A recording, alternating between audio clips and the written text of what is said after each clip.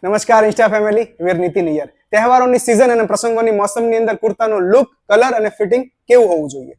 The first point is કુર્તાનું measurement. જો તમે સેમ કલર કોમ્બિનેશન અને લાઇટ કલર શેડ સાથે જાઓ છો તો તમારી કુર્તાની લેન્થ થોડી લાંબી હોવી જોઈએ. જો તમે કોન્ટ્રાસ્ટ મેચિંગ સાથે જાઓ છો અને વ્હાઇટ બેટમનો યુઝ કરો છો તો કુર્તાની લેન્થ થોડી શોર્ટ હોવી જોઈએ.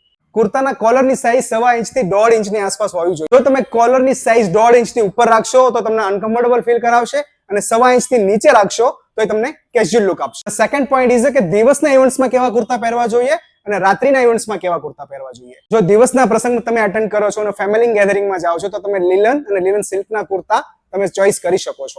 આ ક્લાસિક કુર્તાને તમે ફોર્મલ પેન્ટ સાથે અને ફોર્મલ શૂઝ સાથે પણ કેરી કરી શકો છો. રાત્રિના પ્રસંગો અને મેરેજ ફંક્શન્સની અંદર હંમેશા તમારે એથેનિક કુર્તા કેરી કરવા જોઈએ. એથેનિક કુર્તા કેરી કરતી વખતે તમારે ખાસ વાત એ ધ્યાન રાખવું જોઈએ કે એથેનિક કુર્તા સાથે તમે ચીનોઝ, જીન્સ યા સ્પોર્ટ શૂઝ યુઝ કરો છો તો તમને પરફેક્ટ લુક એ ક્યારેય નહીં આપે. એથેનિક્સ કુર્તાની બોટમની અંદર હંમેશા તમારું રિફોલ્ડ ટ્રાઉઝર્સ, બેલ બોટમ ટ્રાઉઝર્સ અને ચૂડીદાર યુઝ કરવું જોઈએ જે તમને પરફેક્ટ અને સ્ટાઇલિશ લુક આપશે. પ્રસંગોને અને તહેવારોને સજાવવાના હોય અને સાચવવાના ના હોય એટલે સોલિડ અને યલો કુર્તું પહેરીને બધી જગ્યાએ જવું એ જરૂરી નથી. Thank you so much.